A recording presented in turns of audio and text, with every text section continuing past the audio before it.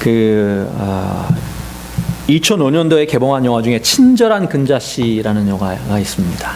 보신 분들 계실지 모르겠는데 제목하고는 다르게 전혀 친절하지 않습니다. 저는 친절한 금자씨 그래서 진짜 친절한 줄 알고 그랬는데 이게 보니까 억울하게 감옥살이를 한 이영애 씨였던 것 같은데 이 이쁜 분이 그 자신을 억울하게 감옥살이를 살게 한 사람에게 복수하기 위해서 13년 동안 이제 감옥살이를 하는 동안 아주 모범적으로, 그래서 별명이 그 친절한 금자씨라는 별명이 이제 거기서 붙은 거예요. 근데 그게 다 연극이었죠. 그래서 감옥에서 나오자마자 이 복수를 하는데 얼마나 이제 참혹하게 복수하는지. 그래서 이 영화는 그렇게 예쁘고 착해 보이는 또 연약해 보이는 여인 속에도 정말 잔인하고 무서운 그러한 복수심이 자리 잡을 수 있다는 사실을 보여준 그런 영화였습니다.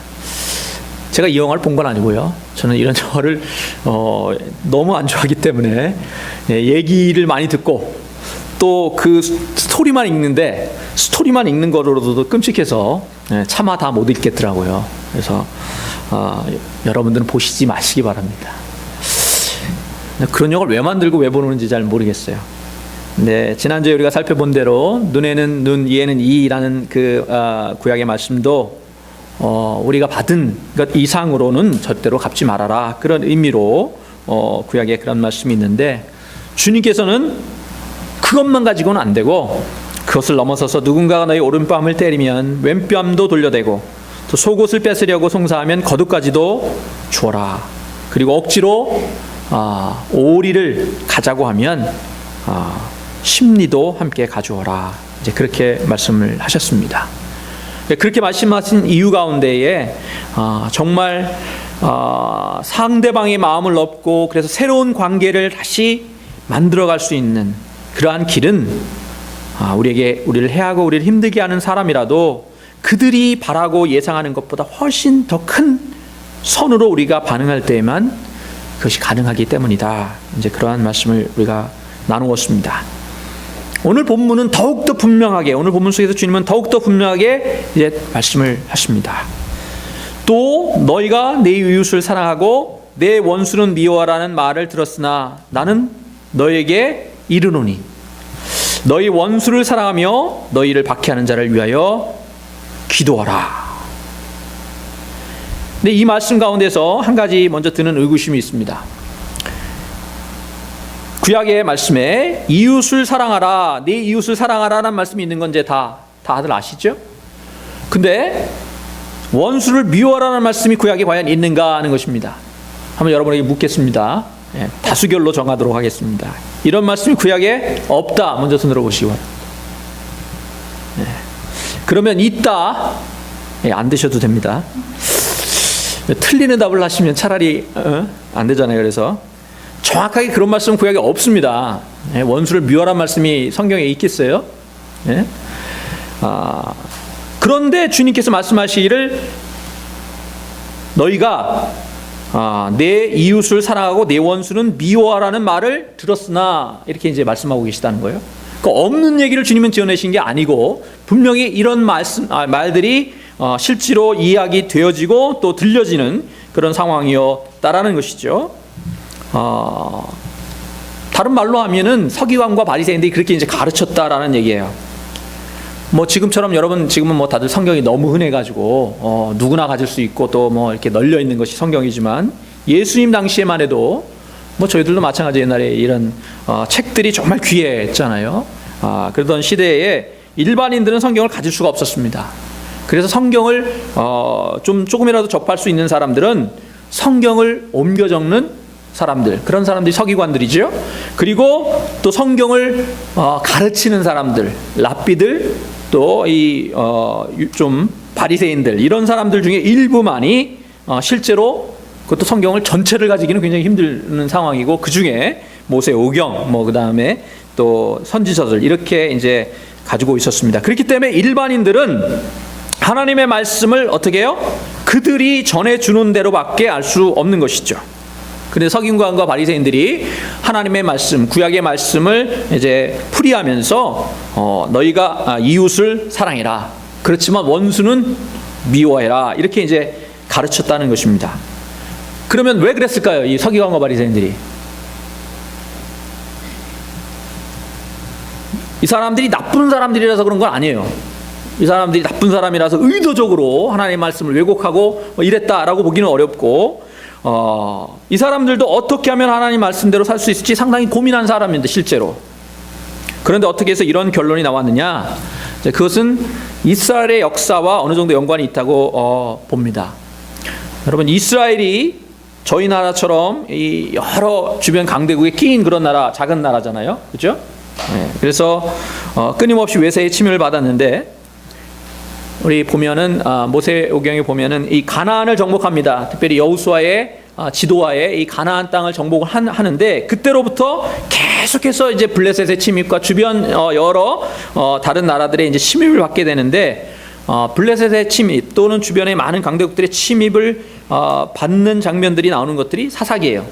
사사기는 주변에 여러 나라들이 쳐들어올 때, 아직 이스라엘 왕이 없을 때에 울부짖잖아. 이스라엘 울부짖으니까 하나님께서 그들에게 한 사람을 세우셔서, 이게 사사죠. 사사를 세우셔서 그 이스라엘 구원해 주시고, 또 누군가 침입하면 또 그렇게 사사를 세우셔서 구원하시고, 그러한 역사가 반복되는 것이 이제 사사기입니다. 그런데 그게 이제 그거 가지고 충분하지 않으니까 이스라엘 백성들이 왕을 구했습니다. 그래서 왕을 구하니까 하나님께서 허락을 하셔서, 그래서 사울왕, 다윗왕, 사울왕이 이스라엘의 초대왕이고 그 다음에 다윗왕 이렇게 이어지는데, 이분들이 원래 무슨 출신이에요? 사울왕, 다윗왕. 다윗이 뭐 했어요? 네. 원래부터 왕이 아니고 뭐 양치는 목동이었지만 결국 뭘 했습니까? 주로? 왕이 돼서 주로 한 거는 싸움이에요. 장군입니다. 장수입니다. 예, 그래서 뭐 골리앗을 무찌는 것부터 해서 그렇게 됐다 했는데, 결국은 끊임없이 그렇게 싸웠다는 거죠. 그래서 나라가 서서 이제 사울왕, 다윗왕, 근데 다윗왕 이후에 이스라엘이 나누어집니다. 그래서 남쪽 유다와 북이스라엘로 나눠주는데, 이 북이스라엘은 금방 멸망해요. 그래서 기원전 722년경에 아시리아에게 멸망을 하고, 남쪽 유다도 얼마 안 있다가 이제 멸망을 합니다. 그래서 어느 나라에게 멸망합니까? 역사에 바빌론에게 멸망합니다. 바빌론에게 멸망해서 바빌론에게 포로로 잡혀가게 되는데, 그게 바빌론 유수 뭐 이렇게 부릅니다. 다 이거 뭐 역사 시간에 이런 건 어느 정도 좀 배우셨을 텐데 이름이 좀 틀려요, 이름이. 그러다가 이 성경에서는 고레스 칙령이라는데 영어로는 사이러스입니다. 그래서 이 고레스 칙령으로 포로로 잡혀갔던 많은 그 이스라엘의 지도자들이 돌아오게 되는데, 그렇다고 곧바로 나라를 세우냐? 못 그러는 거예요. 못 세웁니다. 물론 중간에 잠깐 독립의 맛을 보기도 하지만 결국 금방 다시 망하고 그래서 제대로 된 나라가 다시 이스라엘이 독립한 게 언제냐? 자, 맞추시는 분 초콜릿 제가 사드리겠습니다. 언제입니까? 네, 저희 나라가 독립한 해랑 똑같습니다. 1900 아니죠. 저희는 1948년에 이스라엘도 독립을 했어요. 그러니까 우리나라하고는 비교가 안 되는 거예요. 그렇죠? 우리는 일제 36년이라 그럽니까? 이렇게 얘기를 하는데, 이스라엘은 나라가 없이 지금 몇 년이 지난 거예요. 뭐 남쪽 유다가 한 586년 7년경에 멸망했다고 보니까 기원전 그때서부터 없었으니까 1948년을 계산하면 2000년 이상 나라가 없었던 거죠. 그죠? 그래서 이스라엘에는 뭐가 강력하게 있느냐? 메시아 사상이라는 게 있어요. 그게 우리랑 생각하는 건 좀 많이 다른데, 누굽니까? 다윗 왕과 같은 그러한 왕이 나와서 다시 이스라엘의 그 영광을 회복해 줄 것을 바라는 게 이스라엘 사람들이 갖고 있는 메시아 사상이에요. 나라가 없는 상태니까 그러한 간절함이 그들에게 있었던 것입니다. 자, 그런 상황이에요, 지금. 그런 상황 속에서 예수님 당시는 지금 그러면 어느 지배를 받고 있었어요? 예수님 당시에는 자, 로마의 지배를 받고 있었습니다. 로마 제국이 당시 모든 유럽과 또 아시아를 지배하던 그런 때입니다. 그러니까 그 당시에 로마의 지배를 받고 있던 그런 상황 속에서 원수를 사랑하라, 이렇게 얘기를 하면 그건 무슨 얘기예요? 우리가 일제시대 때 일본에게 충성하라, 그런 말하고 거의 같게 이게 해석될 수 있는 말인 거예요, 이게. 그렇죠? 거의 매국노 수준의 그런 발언입니다. 그렇기 때문에 서기관과 바리새인들은 내 이웃을 사랑하라라는 하는 말씀 가운데서 그 이웃 가운데 그 사람들은 다 뺀 거죠. 그리고 그들에 대해서는 원수는 미워해도 좋다. 그러다가 미워해야만 한다. 이런 식으로 가르친 겁니다. 근데 오늘 주님께서는 그들의 말을 바로 직접 인용하시면서 너희가 내 이웃을 사랑하고 내 원수는 미워하라는 말을 들었지만 나는 너에게 말한다. 너희 원수를 사랑하고 너희를 박해하는 자를 위해서 기도해라. 이렇게 말씀하신 거예요. 그러니까 상황을 좀 더 이해해야 분명하게 이해가 되는데 정말 과격한 말씀을 하신 거예요. 오늘날에 우리가 생각해도 참 힘들고 어렵고 또 과격한 얘기지만 당시의 이스라엘 상황을 생각을 하면 엄청난 말씀을 하신 거죠. 어떤 의미에서는 거의 매국노적인 발언을 하신 거예요, 지금. 그리고 더 나아가서 한 걸음 더 나아가시는데 이스라엘 사람들이 정말로 경멸하는 사람들이 있어요. 누구였냐? 대표적인 두 그룹이 있는데 누구요? 오늘 본문에 나오는 세리와 이방인입니다. 세리와 이방인. 그래서 세리는 쉽게 말하면 일본 앞잡이에요. 그래서 이스라엘 사람이지만 로마 정부에 빌붙어서 세금을 걷는 역할을 하면서 어떻게 많이 낼수록 좋아하겠죠, 로마는. 가능하면 많이 착취하는 거예요. 그리고 자기도 거기서 이윤을 남겨야 되니까 정말 많은 것들을 착취하는 거죠. 그렇기 때문에 이 세리는 아주 사람 취급도 하지 않고 그래서 매국노, 저희들이 일제 앞잡이 그렇게 이해하고 있던 그룹입니다. 또 이방인도 예수님께서 수로보니게 여인과의 그 대화에서 알 수 있듯이 유대인들이 이 사람들을 무슨 취급해요? 개 취급하는 거죠. 사람 취급을 하지 않는 거예요. 저들은 사람이 아니다 이렇게 취급하는 무리입니다. 근데 주님께서 지금 딱 그 이스라엘 사람들이 제일 경멸하고 멸시하는 두 그룹 세리와 이방인을 드셔서 너희가 과연 세리나 이방인보다 낫다고 할 수 있느냐? 너희가 너희를 사랑하는 사람만 사랑하고 너희에게 무난한 사람만 무난하면 그들보다 나을 게 하나도 없다. 과연 너희가 하나님의 자녀라고 할 수 있겠느냐? 하나님의 자녀라면 마땅히 원수도 사랑하고 박해하는 자를 위해서 기도할 수 있어야 한다. 왜냐하면 하나님은 그런 분이시기 때문이다. 지금 이렇게 말씀하고 계신 것입니다. 아까 말씀드렸듯이 이 산상수훈을 듣고 있는 이 무리들이 어떻게 이 말씀을 받아들일지 잘 모르겠어요. 여러분은 어떠십니까?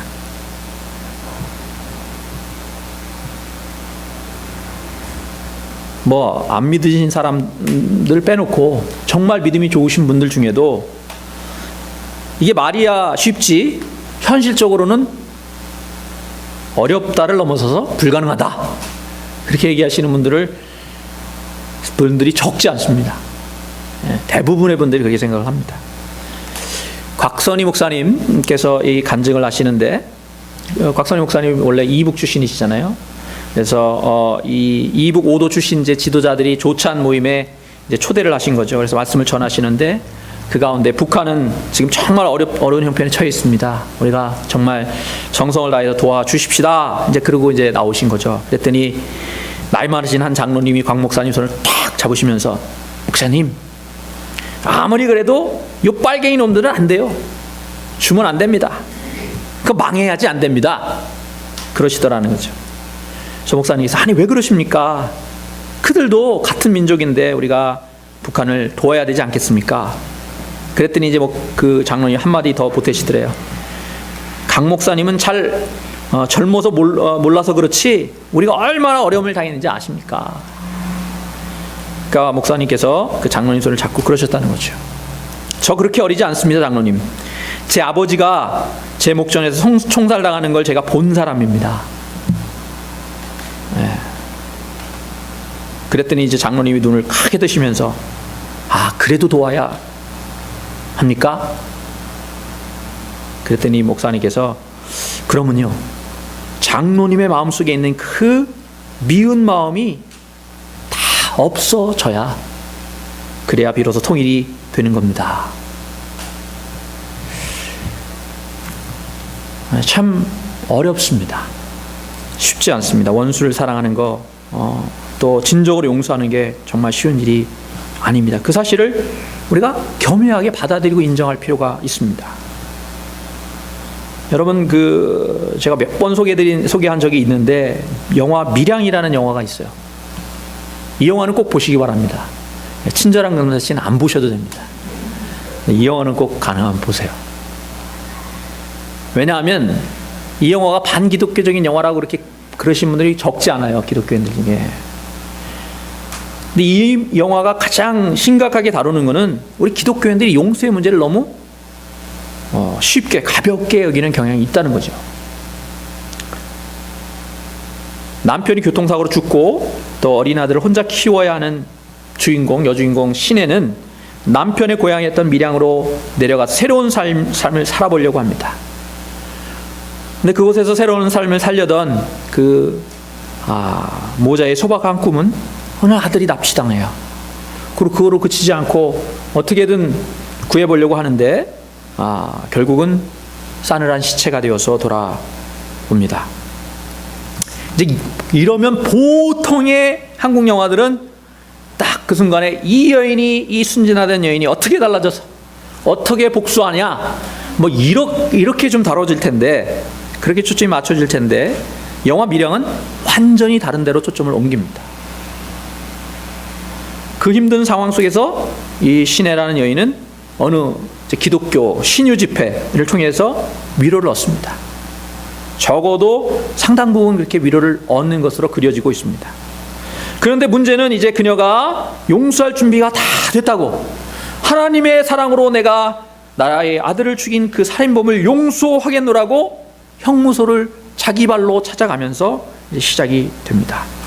그리고 탁 찾아가는 그 장면이 이제 이 영화의 클라이막스인데, 정말 힘들게 찾아간 그 신혜와는 대조적으로 그 살인범은 아주 기름진 얼굴에, 그리고 고개는 뻣뻣이 세우고 이렇게 얘기합니다. 저는 이미 주님께 용서를 다 받았습니다. 그러니 주님 어머님도 이제 마음의 평안을 얻으시길 바랍니다. 그 순간 어떡합니까? 신혜가 완전히 훅 갑니다. 그래서 그 자리를 박차고 나와서 하늘을 향해서 내가 아직 용서하지 않았는데 어떻게 당신이 먼저 용서할 수 있단 말입니까? 그러면서 신실한 장로님을 유혹하고, 또 부흥의 이 스피커에서 세상은 요지기형이라는 노래가 막 흘러나오게 하고, 그렇게 하면서 정말 극렬하게 하나님께 반항하는 그런 장면들이 이어집니다. 그래서 적지 않은 크리스천 분들이 이 영화를 반기독교적인 영화라고 그렇게 비판하시는데, 저는 우선 그런 편협한 시각, 겉모습밖에 보지 못하는 것이 문제라고 생각을 합니다.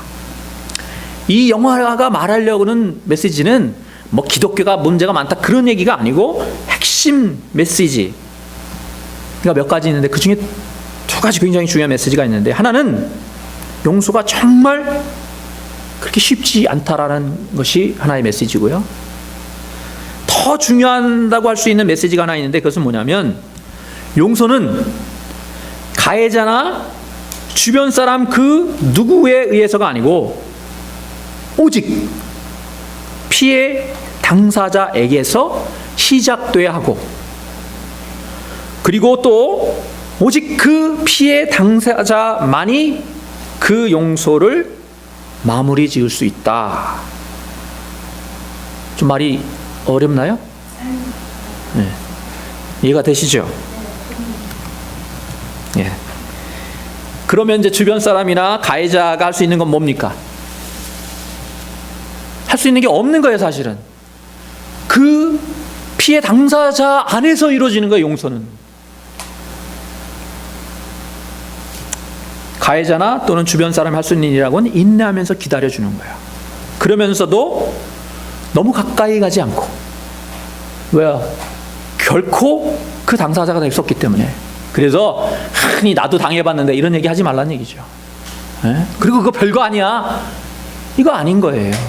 그 당사가 되지 않고서는 알 수 없는 거죠. 너무 가까이 가서는 안 됩니다. 반대로 너무 멀리 가도 안 돼요. 그 외롭고 정말 힘들길 혼자 가도록 내버려 두지 않고, 그래서 영화 제목이 아주 기막히게, 사실은 이 영화 제목을 따라서 영화를 만든 거라고 그러더라고요. 영화 제목이 뭡니까? 미량, Secret Sunshine 입니다. 그리고 이제 이 영화가 논란이 되는 또 하나 이유 중에 하나는, 별로 믿음도 없어 보이는 껄렁껄렁한 동네의 청년 종찬이 그 미량의 의미를 담은 그 역할을 감당하면서 예수 정신을 가장 잘 구현하는 모습으로 그렇게 그 영화에서 그려지기 때문입니다. 중요한 게 뭐냐는 거죠. 우리가 얼마나 열심히 종교적인 행위를 하느냐, 그것보다 훨씬 더 중요한 것은 우리의 삶 속에서 얼마나 진지하게 또 얼마나 성실하게 예수의 정신을 구현해내느냐, 거기에 있다는 것입니다. 그래서 보면 성경에 하나님께서 제일 싫어하는 게 뭘까요? 성경에서 하나님께서 제일 싫어하시는 게 외식이에요. 그래서 다음 주는 우리 연합예배이기 때문에 다다음 주에 제가 곧 이어서 나오는 바리새인들의 외식 3종 세트에 대해서 그때 좀 더 이제 살펴보기로 하고요. 자, 이제는 분명합니다. 주님께서 우리에게 말씀하시기를, 45절입니다. 이같이 한즉 하늘에 계신 너희 아버지의 아들이 되리니. 45절, 이같이 한즉 하늘에 계신 너희 아버지의 아들이 되리니. 이같이는 뭐죠? 앞에를 받는 거죠. 그래서 이같이 한다는 것은, 자, 나는 너희에게 이르노니 너희 원수를 사랑하며 너희를 박해하는 자를 위하여 기도하라. 이같이 한즉, 그러니까 원수를 사랑하고 박해하는 자를 위해서 기도한즉 조건이 붙었습니다. 자, 그냥 뭐 너희 할 수 있으면 한번 해봐라, 이 얘기가 아니고, 하나님의, 여기는 아들이 나와있죠. 하나님의 자녀가 될 수 있는 조건은 뭐라고요? 이거 못하면 너네 나의 자식이라고 할 자격이 없어, 그런 얘기예요.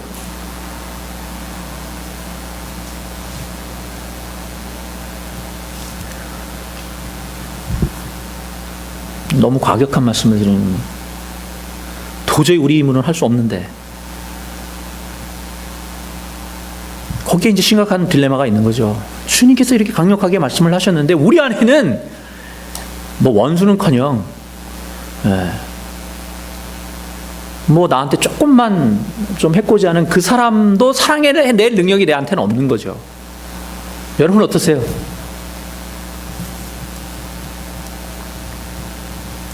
근데 원수를 사랑함을 몸소 실천하고 계신 분들이 계시던데, 얼마 전에 그 TV 프로그램에 할머니 할아버지들이 나오셔서 그 퀴즈 게임을 하시는 프로가 있었는데, 그래서 이렇게 단어를 이렇게 들면 뭐 할아버지가 그 단어를 보고 설명하면 할머니가 이제 맞추는 거예요. 그러니까 이제 할아버지가 이제 설명을 쭉 하시다가, 뭐 연세 드신 분들이 잘 하시겠어요. 근데 천생연분이라는 단어가 딱 뜬 거죠. 그러니까 야, 이거는 맞출 수 있겠다. 그래가지고 할아버지가 미소를 쓱 지으면서 할멈과 나 사이, 할멈과 나 같은 사이, 이제 그랬다는 거죠. 그랬더니 할머니가 일말의 망설임도 없이 즉시 왼수 그랬다는 거 아니에요? 당황한 할아버지, 아니 그게 아니야, 두 글자가 아니고 네 글자야. 그랬더니 뭐라고 그럽니까? 할머니가 잠시 생각을 하시더래요.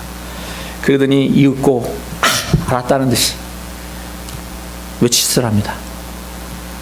평생 왼수. 평생 왼수랑 사시는 여러분들께 삶과 경의를 표합니다. 원수를 사랑하는 말을 몸소 실천하고 계신 여러분들, 진심으로 존경을 표합니다. 이게 말이 쉽지, 원수를 사랑하고 박해하는 사람을 위해서 기도한다는 말 정말 쉬운 말이 아닙니다. 그러나 분명한 것은 주님께서 우리에게 명령을 하셨고, 우리가 주님의 자녀라면 정말 몸부림치고 이 말씀대로 살아내기 위해서 우리 가운데 몸부림치는 그런 모습이 있어야 된다는 사실입니다. 그런데 우리가 그럴 수 있도록 하나님께서 길을 열어 놓으셨어요. 먼저 우리가 받지 않은 사랑은 절대 할 수가 없습니다. 그런데 주님께서 먼저 우리에게 그런 사랑을 베푸셨습니다. 우리와 하나님과의 관계가 무슨 관계라고요? 네. 하나님과 나 사이? 네. 뭐예요? 네. 아버지와 아들, 아버지와 딸. 근데 먼저 무슨 관계였어요? 성경에 보니까 로마서 5장 10절, 이거 찾아보셔도 될 것 같은데, 로마서 5장 10절 한번 찾아보겠습니다.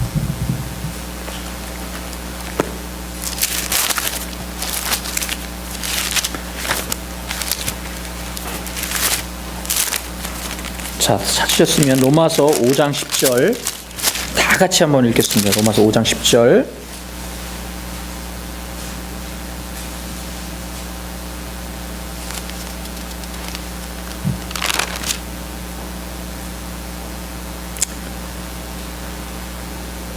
네, 자, 5장 10절이 아니고요.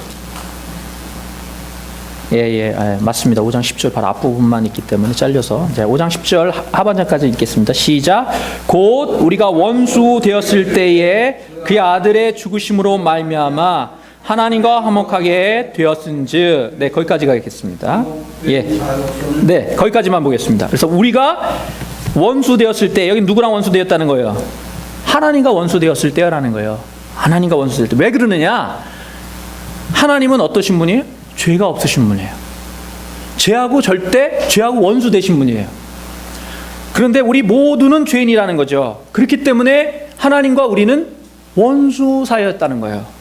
그런데 하나님께서 그의 아들의 죽으심으로 말미암아 우리와 화목하게 되었은즉, 이제 이렇게 되어 있습니다. 여기에 굉장한 기독교의 놀라운 진리가 담겨 있습니다. 우리는 흔히 죄 지은 사람이 그에 마땅한 죄값을 치러야 죄의 문제가 해결된다고 생각합니다. 맞습니까? 죄 지은 사람이 마땅히 그 죄에 대한 죄값을 치러야만 그 죄가 용서된다, 그렇게 생각을 합니다. 맞습니까? 자, 그러면 다시 영화 밀양으로 돌아가 보겠습니다. 아들을 유괴해서 죽인 그 살인범이, 거기서는 뭐 정확하게 어떤 그 중요한 장면이 아니기 때문에 어떤 벌을 받았는지 나오지 않아요. 근데 만약에 무기징역을 받았어요, 아니면 사형을 받았어요, 그러면 그 죄가 없어집니까? 너무 어렵나요? 사형을 당한다 하더라도 그 아들이, 죽은 아들이 다시 살아 돌아올 수도 없고, 아울러서 그 엄마 마음도, 물론 뭐 아무런 처벌도 받지 않는 사람은 더 억울하겠지만, 무기징역을 받든지 사형을 당한다 하더라도 그 어머니의 마음 결코 치유되는 건 아닙니다. 결국 그 치유, 다른 말로 해서는 궁극적으로 구원이 어떻게 이루어지느냐, 그것은 오직 그 어머니의 마음속에 하나님의 놀라운 사랑과 은혜가 녹아들어서, 그 마음속에도 심지어 그 자기의 사랑하는 아들을 죽인 그 살인자까지도 품어내고 사랑해낼 수 있게 되었을 때 비로소 그 어머니는 지옥의 문을 벗어나서 천국에 이룰 수 있고요. 그래야만 비로소 그 살인자에게도 구원의 빛이 열리게 되는 겁니다. 이해가 되세요? 굉장히 중요한 얘기입니다. 주님께서 십자가에 달리신 이유도 거기 있는 거예요. 다시 말해서 죄 지은 놈이 그 죄값에 마땅한 값을 자기가 치러낸다고 해서 해결되는 게 아니더라는 거죠. 오히려 죄 없는 사람이 죄 지은 사람의 죄값을 대신 짊어지고 그 값을 대신 치러주지 않고는 진정한 용서, 진정한 화해, 진정한 구원이 불가능하다는 겁니다. 영화 밀양의 문제는 뭐였냐면, 밀양 속의 이 살인범의 문제는 난 이미 용서받았다. 그러면서 예수님의 얼굴을 하고 주님 어머니도 이제 평안을 얻으시라. 그럼 말이 안 되는 거예요. 왜냐하면 자신에게 없는 용서의 주도권을 훔친 거예요. 그렇게 다시 한번 그 어머니를 죽인 겁니다. 만약 조금이라도 진정한 뇌침이 있었다면 자기가 죽인 아이의 어머니가 면회 온다는 소식을 듣는 순간부터 잠을 잘 수가 없어야죠. 그리고 밥도 못 먹어야지. 그리고 정말 상한 얼굴도 들지 못하고 하염없이 눈물만 흘려야 그래야 그게 정상적인 모습이지. 뻗어치 쳐들고 난 이미 용서받았다. 근데 여러분, 우리가 때때로 하나님 앞에서 바로 그러한 뻔뻔한 태도를 취하고 있는 것은 아닙니까? 내 의로 내가 뭔가 잘해서 구원을 얻은 양, 전 이미 용서받았습니다. 아니, 전 죄 지은 적이 없습니다. 그렇게 뻣뻣하게 고개를 세우고, 그리고 다른 사람을 판단하고 정죄하고, 1만 달란트를 탕감받고도 100데나리온 작은 빚진 그 사람 감옥에 보냈던 악한 종처럼 우리 또한 하나님의 놀라운 은혜와 사랑을 덧입고 살아가면서도 우리의 삶 가운데 우리에게 죄 지은 자들을, 작은 죄를 지은 자들을 용서하지 못하고 우리 안에 여전히 그들을 미워하는 감정을 품고 지옥을 살아가고 있지는 않습니까? 말씀을 맺겠습니다. 지옥이 따로 있는 게 아닙니다. 오늘 강봉석 집사님께서 예배 영상 돕고 계신데, 지난 2주 동안은 제가 강봉석 집사님 강의하시는데 열심히 제가 영상을 도와드렸습니다.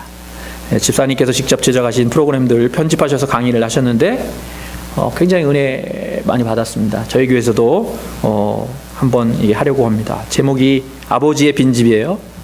여러 가지 내용을 담고 있는데 여러 비디오 클립을 모으셨는데 그 중에 이제 어떤 중년 부부가 나옵니다. 나이 한 60대쯤 되셨을 것 같은데 나오시는데 집에 이제 같이 계시는데 서로에게 문자로만 대화를 합니다. 안방에서 건너방으로 문자를, 내 모자 어디 있어? 그러니까 부인은 그 옷걸이에 있어요. 문자로 보냅니다. 아내가 정말 남편하고 말하기가 싫어져가지고 실어증 된 거예요, 남편한테는. 또 어떤 가족은 밥 한 끼를 앉아서 같이 먹지를 못합니다. 같이 앉기만 하면 싸워서 이 아들이 집에선 젖대로 밥을 먹지 않는 거예요. 또 어떤 엄하기만 했던 아버지는 자식과 한 번도 따뜻한 대화를 제대로 나눈 적이 없기 때문에 이제 20대 중반이 된 그 아들이 아버지가 무서워가지고 아버지 앞에선 말도 제대로 못하는 거예요. 여러분의 가정은, 여러분은 혹시 누군가와 그러한 원수관계, 지옥을 살고 계시진 않으십니까? 그런 저희들의 주님께서 말씀하십니다. 내 마음속에 누군가에 대한 미운 감정과 원한을 품고 사는 한 너는 나의 자녀가 될 수 없단다. 그리고 결코 천국을 맛볼 수도 없지. 이제 그 모든 미워하는 마음을 내려놓고 내게 안겨서 진정한 평안과 천국을 맛보지 않으랴. 미국에서 가장 신뢰받는 언론인으로 백악관 대변인까지 지낸 빌 모이어즈, 강보동 집사님 아실지 모르겠네. 이분이 다큐멘터리를 만든 것 가운데 찬송가 나 같은 죄인 살리신에 관한 다큐멘터리를 만드셨어요. 근데 그 다큐멘터리는 어떤 배경을 갖고 있냐면 런던 웸블리 스타디움을 배경으로 남아프리카 공화국이 그때 이제 새롭게 변했잖아요. 그래서 그 변화를 축하하기 위해서 모인 수많은 관중들과 또 그들 앞에서 연주를 하는 세계 최고의 인기 록밴드 그룹들, 여러 그룹들이 등장하는 그러한 장면을 담고 있습니다. 한 가지 특이한 점은 어떤 이유인지는 모르겠지만 제작진이 이 록 그룹들과는 전혀 어울릴 것 같지 않은 오페라 가수 제시 노만을 그 순서의 맨 마지막에 끼워 놓았다는 사실입니다. 스타디움에 열광하는 군중들의 모습, 그리고 제시 노만의 인터뷰하는 장면이 왔다 갔다 이렇게 이어지는데 공연은 벌써 여러 시간을 넘긴 가운데 술과 마약과 또 그러한 분위기에 취해서 군중들이 계속해서 앵콜을 외쳐대고 록그룹들은 이에 기꺼이 응했습니다. 그런데 그 시간 제시 노만은 분장실에 앉아서 모이어즈와 나 같은 죄인 살리신에 대한 이야기를 나누고 있습니다. 여러분이 다 잘 아시는 대로 이 찬송은 미국의 유명한 노예 무역상 존 뉴턴이 그 가사를 썼어요. 노예 무역으로 큰 부자가 된 뉴턴. 근데 그가 어느 날 노예를 싣고 대서양을 건너던 중에 큰 폭풍이 일어서 물에 빠져 죽을 뻔한 그러한 경험을 하면서 처음으로 하나님을 만나게 됩니다. 그 서서히 자신의 죄를 더욱 깊이 깨닫게 되면서 너무나도 괴로워합니다. 그러던 어느 날 정말 자기 자신조차도 용서할 수 없는, 용서가 되지 않는 그러한 죄인을 받아주시고 용서해 주신 그 하나님의 놀라운 은혜 앞에 꼬꾸라집니다. 그리고 자신이 이미 알고 있던 한 노래에 새로운 가사를 붙여갑니다. 그 찬양이 바로 나 같은 죄인 살리신입니다. 이 비디오에서 제시 노만은 빌 모이어즈에게 뉴턴이 가사를 붙인 노래는 원래 옛날 노예들이 부르던 곡에서 가져온 것 같다고 말합니다. 자기가 구속받았듯이 노래를 구속했다는 겁니다. 이제 드디어 노만이 노래할 차례가 되었습니다. 물결치는 아프리카 전통 의상을 입은 기품 있는 흑인 여가수 노만이 무대 위를 걸어 나갑니다. 원형 조명 하나만 그녀를 따릅니다. 악단도 악기도 없습니다. 오직 노만뿐입니다. 누군가 유명한 록밴드 이름을 부르며 그들의 음악을 더 듣자고 소리칩니다. 다른 사람의 외침이 뒤를 잇습니다. 무대가 아주 볼품없어집니다. 바로 그때 제시 노만이 혼자서 카펠로로 아주 천천히 노래를 시작합니다. 나 같은 죄인 살리신 주 은혜 놀라워. 잃었던 생명 찾았고 광명을 얻었네. 그날 밤 웸블리 스타디움에서 놀라운 일이 벌어집니다. 쉰 목소리로 외쳐대던 7만 군중이 노만이 부르는 은혜의 마리아 앞에 돌연 침묵에 잠깁니다. 큰 죄악에서 건지신 주 은혜 고마워. 노래가 2절에 이르렀을 때 군중은 완전히 소프라노 가수 손 안에 들어와 있었습니다. 3절에 이르렀을 때 수천 명의 팬들이 오래전에 들었던 거의 잊혀진 가사를 기억을 더듬으며 따라 부릅니다. 이제껏 내가 산 것도 주님의 은혜라. 거기서 우리 영혼이 주님의 은혜로 해처럼 밝게 살면서 주 찬양하리라. 후에 제시 노만은 그날 밤 웸블리 스타디움에서 무슨 권능이 임했는지 모른다고 고백합니다. 그날 우리는 압니다. 세상은 은혜에 목말라 있고 그래서 은혜가 임할 때 세상은 그 은혜 앞에서 무너질 수밖에 없다는 사실을. 어제 아침 저희들은 그 토요 아침 기도를 마치고 팬케이크를 먹었습니다. 비록 여기저기 타고 모양도 그다지 아름답진 않았지만 저는 태어나서 가장 맛있는 팬케이크를 먹었습니다. 누구라고 찍어서 말하진 않겠습니다. 저희 교회 한 젊은 남자 장로님께서 밤잠을 설치시면서 손수 집에서 직접 준비한 반죽이며 시럽에 버섯과 계란까지 심지어 후라이팬에 식용유까지 가져오셔서 막 구워낸 팬케이크였기 때문입니다. 하나님 나라는 그렇게 우리 가운데 임하는 나라인 줄 믿습니다.